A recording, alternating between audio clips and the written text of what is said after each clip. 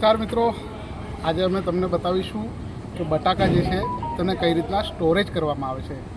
આ તલોદ પાસે આવેલું એક કોલ્ડ સ્ટોરેજ છે। દ્રશ્યની અંદર જોઈ શકો છો, ખૂબ જ વિશાળ આ સ્ટોરેજ છે અને તેમાં બટાકા ખૂબ જ મોટી માત્રામાં સ્ટોર કરવામાં આવે છે। લગભગ 2 લાખ કટ્ટા જે છે તે આ સ્ટોરેજની અંદર સ્ટોર કરવામાં આવે છે ને અલગ અલગ જાતિના જે બટાકા છે તે અહીંયા સ્ટોર કરવામાં આવે છે। ખાસ કરીને ખાવા માટે વપરાતા લોકર બટાકા હોય કે ચિપ્સ માટે વપરાતા LR બટાકા હોય, આ તમામ બટાકાઓ અહીંયા સ્ટોર કરવામાં આવે છે। સ્ટોરેજ કરવામાં સાથે સાથે ઘણી બધી કાળજી પણ રાખવામાં આવે છે। વાતાનુકૂલિત આખો કોલ્ડ સ્ટોરેજ હોય છે અને અંદરના પણ તમને દ્રશ્યો બતાવીશું કે કયા પ્રકારે આખી જે વ્યવસ્થા છે તેને ગોઠવવામાં આવે છે, કયા પ્રકારે અહીંયાથી ડિસ્ટ્રીબ્યુશન કરવામાં આવે છે ને ક્યાં ક્યાં સુધી આ બટાકાને પહોંચાડવામાં। ચાલો મિત્રો, આજે આપણે કંઈક નવું જાણીએ। આજે આપણે બટાકા કોલ્ડ સ્ટોરેજની પ્રક્રિયા જાણીશું। આજે અમે ગાંધીનગરની મુલાકાત દરમિયાન દહેગામ રખિયાલ હાઈવે પર આવેલા સુપ્રસિદ્ધ ઉમિયા કોલ્ડ સ્ટોરેજની મુલાકાત લીધી, જ્યાં સિઝન દરમિયાન 2 લાખ બોરીઓના બટાકાનો સ્ટોરેજ કરવામાં આવે છે। જાન્યુઆરી ફેબ્રુઆરી મહિનાની સિઝનમાં ઉત્પાદન થયેલા ખેડૂતોના બટાકા કોલ્ડ સ્ટોરેજમાં સ્ટોર કરવામાં આવે છે, જ્યાં સપ્ટેમ્બર મહિના સુધી સ્ટોર કરી શકાય છે। કોલ્ડ સ્ટોરેજની પ્રક્રિયા થોડી ખર્ચાળ છે, જેમાં 5000 ટનના એસીની ઠંડી હવા બટાકાને દરેક સિઝનમાં વાતાનુકૂલિત રીતે સુરક્ષિત રાખે છે,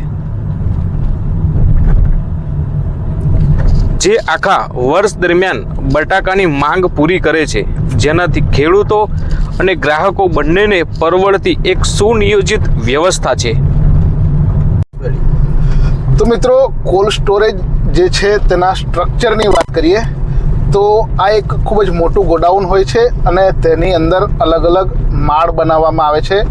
હવાનું સર્ક્યુલેશન રહે તેના માટે લાકડા ગોઠવીને આ જે બટાકાના કટ્ટા છે તેને અલગ અલગ માળ પર ગોઠવવામાં આવે છે।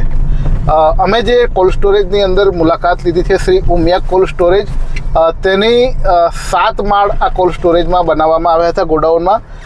ખાસ વાત એ છે કે આ જે કોલ્ડ સ્ટોરેજ છે તેનું જે તાપમાન છે, ટેમ્પરેચર છે, તેને લગભગ 33 થી 34 ડિગ્રી સતત 24 કલાક મેન્ટેન રાખવામાં આવે છે અને તેના જ કારણે આ જે બટાકા સહિતની જે પણ વસ્તુઓ આ સ્ટોરેજમાં સંગ્રહ કરવામાં આવે છે તે યથાવત સ્થિતિમાં રહે છે।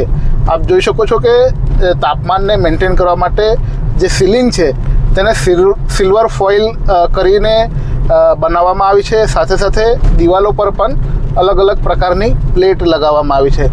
આ જે આપ જુઓ છો હાલ, તે પણ જે બટાકા છે તેના કટ્ટાને ગોઠવેલા છે। આ જે શ્રી ઉમિયા કોલ્ડ સ્ટોરેજ છે તેની કેપેસિટીની વાત કરીએ તો 2 લાખ બોરી બટાકાનો સંગ્રહ કરી શકે તેટલી વિશાળ આ સ્ટોરેજ છે અને તેટલું જ વિશાળ તેનું સ્ટ્રક્ચર છે। આપ આ બહારના દ્રશ્યો જુઓ છો કે જે પ્રમાણે બટાકાની આવક થાય છે તે જ પ્રમાણે બટાકાની નિકાસ પણ થાય છે। ખાસ કરીને આ જે વિસ્તાર છે ત્યાંથી આ બધા કોલ્ડ સ્ટોરેજ જ્યાંથી આવેલા છે ત્યાંથી અમદાવાદ, વડોદરા સહિત રાજ્યભરના અને દેશભરના મોટા માર્કેટમાં બટાકા અહીંયાથી નિકાસ કરવામાં આવે છે। પરંતુ મહત્ત્વની વાત એ પણ છે કે રાજ્ય અને દેશની સાથે સાથે નેપાળ સહિતના આસપાસના પડોશી દેશોમાં આ વિસ્તારના બટાકાની ખૂબ જ માંગ હોય છે ને અહીંયાથી ત્યાં પણ બટાકા જે છે મોકલવામાં આવે છે। ખૂબ જ વિશાળ જથ્થામાં બટાકાનું ઉત્પાદન આ વિસ્તારમાં થાય છે અને તેના જ કારણે આ કોલ્ડ સ્ટોરેજ આશીર્વાદરૂપ આ ખેડૂતો માટે બન્યા છે। આપ જુઓ છો કે અહીંયાથી આ જે બટાકા છે તેની નિકાસ માટેની પણ વિશેષ વ્યવસ્થાઓ કરવામાં આવે છે। શ્રી ઉમિયા કોલ્ડ સ્ટોરેજ છે જે છે તલોદ રખિયાલ હાઈવે પર આવેલું છે અને ખૂબ જ વિશાળ આ કોલ્ડ સ્ટોરેજ છે। ખેડૂતોને ખૂબ જ સામાન્ય કહી શકાય તેવા ભાવે અહીંયા સ્ટોરેજ કરવામાં આવે છે અને ખેડૂતો પોતાનો જે માલ છે તેને સંગ્રહ કરીને સારી આવક પણ મેળવી શકે છે।